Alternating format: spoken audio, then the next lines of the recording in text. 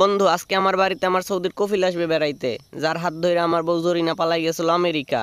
এখন কি করবো আমি কিছুই বুঝতাছি না, সব তোমারই সামলাইতে হইব। বন্ধু, কোনো একটা আইডিয়া বের করো প্লিজ।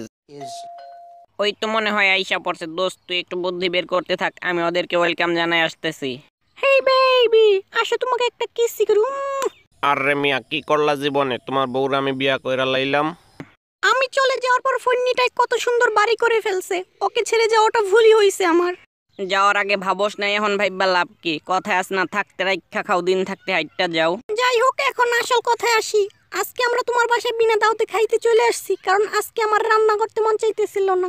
হ, তুই তো শেষরা খাইতে আসবি, তোর এই স্বভাব তো সে আগে থেকেই। যাই হোক, I will try my best. বন্ধু, আমি বলছিলাম না এই শেষরাটাই খাইতেই আসছে। এখন বল, কোনো ব্যবস্থা কি করতে পারছস? টেন টেনা, এই দুইটা দিয়েই চালাই দেবো। দূর বেটা, আমি কি শেষরা নাকি? ভালো কিছু দেখ। তাহলে এই পেঁয়াজটা দিয়ে চালাই দেই। আরে বেটা, শুধু পেঁয়াজ কি করে খাইবো? পাইয়া গেছি, কোনো টেনশনই নিস না। তোর কফিল রে আমি সান্ডার কাবাব বানাই দেবো। সারা জীবন তো সান্ডার বিরিয়ানি খাইছে, আজকে কাবাব বানাই খাওয়ামো। আজকে তোর কফিল রে এমন সান্ডা রান্না কইরা খাওয়ামো, যেটা খাওয়ার পর সে জীবনেও ভুলবো না। আরে ভাই, আমি জানি তোর উপর আমার 100% ভরসা আছে। তুই থাকতে আমার কোনো ভরসাই নেই, থুক্কু টেনশনই নাই। আব্বার জিগায়, তুই নিশ্চিন্তে থাক, আর শুধু চায়া চায়া দেখ আমি কি করি। Just wait and see. এই তো মশলাপাতি সব মাখায় দিয়ে দিলাম সান্ডা ওভেনের ভেতরে, এবার শুধু গ্রিল হওয়ার অপেক্ষা। হ্যাঁ, হয়ে গেছে। এবার বন্ধু, তুই একটু এদিকটা সামাল দে, আমি ওদেরকে দেখতেছি।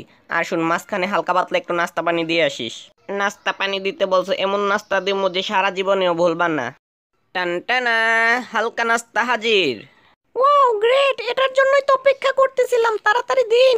এই যে নিন হালকা নাস্তা। ও খাবেন না? আচ্ছা, আপনি নিন তাহলে। ও, আপনিও খাবেন না? আচ্ছা ঠিক আছে।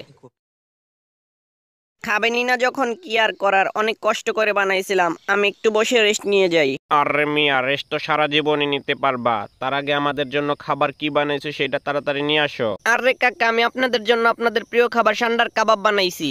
কোনো টেনশন করেন না, ও খুব কাজের, দেখবেন এক্ষুনি সব হয়ে গেছে। ওরে সালা, কি হইল এটা? কিভাবে কি হয়ে গেল কিছুই বুঝতে পারলাম না। তবে সান্ডার কাবাবটা কিন্তু খুব মজার হয়েছিল। এটার জন্য আমি খুব দুঃখিত বন্ধু। তুই আবার রাগ করস নাই তো আমার উপর?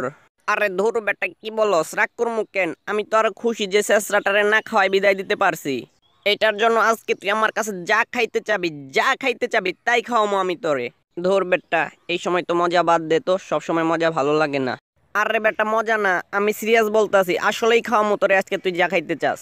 ধন্যবাদ প্রিয় বন্ধু আমার, অনেকদিন বাইরে কিছু খাই না, আজকে ইচ্ছা মতো খামো।